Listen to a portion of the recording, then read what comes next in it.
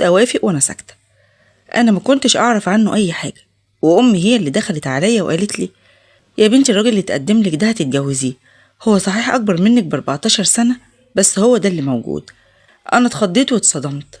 ابويا دخل عليا وقال لي جهزي نفسك قدامك شهر وتكوني في بيت جوزك. المهر بتاعي كان قليل جدا وعلى قد الحال، بس اهم حاجه عندهم كانت الستره زي ما بيقولوا بالظبط. كنت لسه عيله صغيره ومش فاهمه اي حاجه في اي حاجه. قرب ميعاد الفرح وخدوني عملوا لي حفله صغيره قوي وعلى الضيق كده، ما فيهاش اي زفه ولا هيصه ولا اي حاجه. ولقيت نفسي فجاه في شقه راجل عمري ما شفته ولا عاشرته. بس بصراحه الراجل ده طلع ابن حلال طيب وحنين، هو من اول ليله وراني حنيته وان هو انسان بيفهم. قال لي تعالي يا بنتي جنبي هنا وما تخافيش من اي حاجه، انا عارف انك لسه صغيره ومش فاهمه اي حاجه، اطمني وما تخافيش مني، انا هنا معاكي واي حاجه تعوزيها قوليلي عليها وانا هجيبها لك في ثانيه. ودلوقتي نامي وارتاحي، انت شكلك تعبانه. قلت له لا انا مش تعبانه. قال لي طيب تعالي لما افرجك على البيت علشان تعرفي كل حاجه فين. قام ومسكني من ايدي ومشينا ووداني على الصالون. والشقه تبارك الله كانت كبيره ومتوضبه حلوه قوي. فضلت ابص لقيت صور كتير متعلقه على الحيطه وفي كل حته. سالته بتاعت مين الصور دي كلها؟ قال لي وهو عمال بيبتسم كده دي صوري مع الطلبه بتوعي في الجامعه، انا استاذ جامعي. قعد يحكي لي وانا بس مبهوره كده وعينيا مركزه مع كلامه. قال لي وانت اتعلمتي لحد سنه كام؟ قلت له انا عمري ما دخلت المدرسه اصلا. قال لي ولا يهمك ما تشيليش اي هم، انا اللي هعلمك كل حاجه. بصيت له وضحكت كده وسالته امال فين اهلك وناسك؟ ساعتها لقيته حزن كده واتنهد وقال لي انا يتيم وماليش اخوات ولا اهل، ابويا وامي ماتوا في حادثه عربيه يوم تخرجي من الجامعه. هو بدا يعيط. انا الصراحه قلبي اتوجع عليه ومبقتش عارفه اقول له ايه ولا اواسيه ازاي. فضلت بصله بس بحزن كده. قال لي يلا لما اوريك المطبخ، وفرجني على البيت كله. وبعدين خرجنا البلكونه الكبيره اللي فيها زرع وكراسي وقال لي تعالي نقعد هنا شويه. دخل وجاب في ايده كده كوبايتين قهوه وحطهم على الترابيزه وقال لي اشربي القهوه دي. قلت له لا انا ماليش فيها وما بحبهاش اصلا. ضحك وقال لي لا هتشربيها وأعلمك تحبيها وتدمنيها كمان.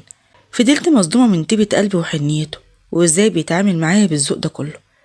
قعدت افكر بيني وبين نفسي يا ترى انا هقدر اكون زوجه صالحه للراجل ده؟ وقلت لنفسي لازم اكون زوجه مطيعه واعمل له كل اللي يطلبه مني.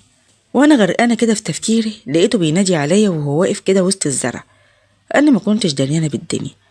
قلت له نعم. قال لي بتفكري في ايه كل ده؟ تعالي جنبي هنا. وقفت ورحت له وقال لي شوفي بقى الليله دي هنزرع انا وانتي شجرتين، واحده باسمي وواحده باسمك، بس لازم تساعديني. ضحكت وقلت له اللي تأمرني بيه انا هعمله. زرعناهم وسقيناهم ميه وقال لي بصي بقى كل يوم الصبح لازم تسقي شجرتك علشان تكبر. ساعتها رديت عليه بدلع كده قلت له لا اصحى انت اسقيهم هما الاتنين. ضحك وقال لي لا انا هسقي شجرتي انا وبس، شجرتك انت لو ما سقيتهاش واهتميتي بيها هتموت.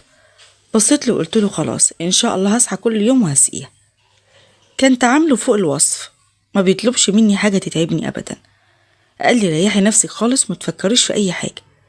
ساعتها نمنا الليله دي وبقيت مراته قدام ربنا.